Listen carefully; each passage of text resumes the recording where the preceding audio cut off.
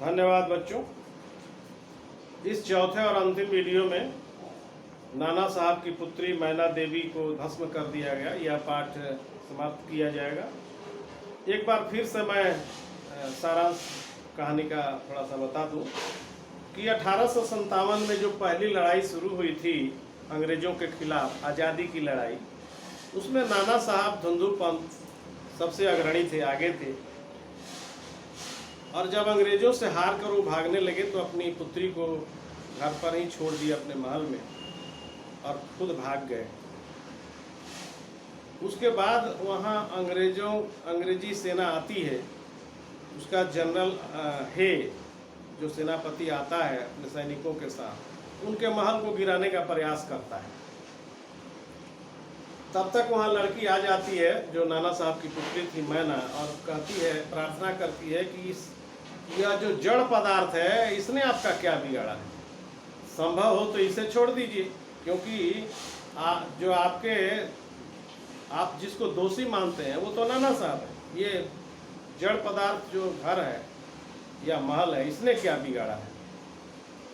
तो वह दिलासा दिलाती, वो एक बात याद दिलाती है कि आपकी पुत्री और मैं दोनों मित्र थे, आप भी हमारे घर आया करते थे, आपकी पुत्री मैरी थी जिसकी मृत्यु हो गई, और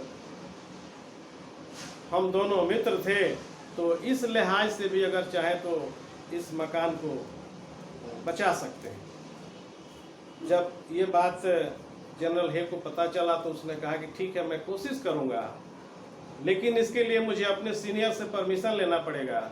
उसी समय जनरल आउटरम जो उसका सीनियर था वहाँ आया। उसने जनरल आउटरम से यह प्रार्थना किया कि इस घर को बचाने का प्रयास मैं कर रहा हूँ, आप हमारी मदद करें। तो उसने कहा कि नहीं, इसमें मैं कोई मदद नहीं कर सकता। जनरल आउटरम ने कहा कि इसमें मैं कुछ मदद नहीं कर सकता, इसके लिए आपको लंदन के पार्लियामेंट में हाउस ऑफ लॉर्ड्स और हाउस ऑफ कॉमन्स, वहाँ दो सदन होते हैं इंग्लैंड में, आज भी वही दो सदन है, House of Lords, House of Commons.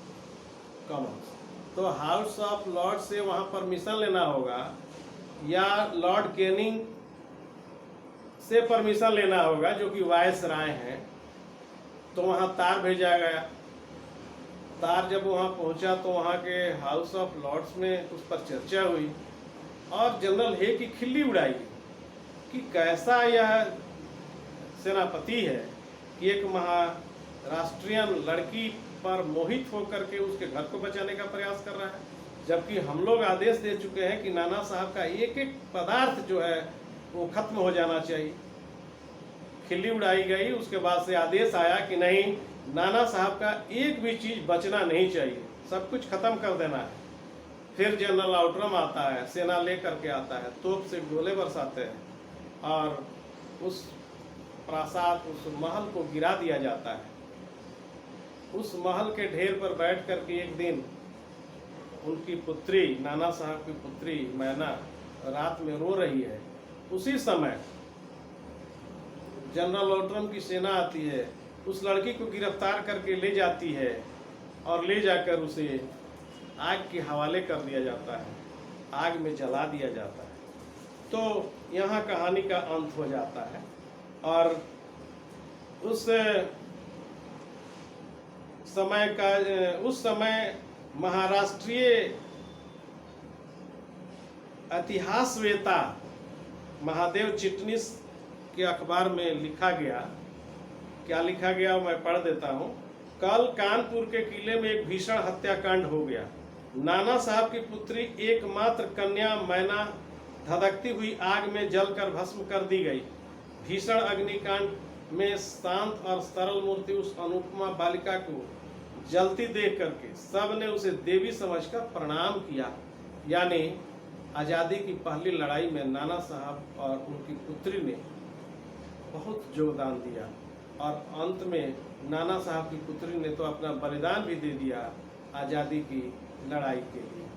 तो ये है हमारे देश के महिलाओं की कहानी जो आज़ादी की लड़ाई में अपनी महती भूमिका निभाई। आज के लिए इतना ही। धन्यवाद।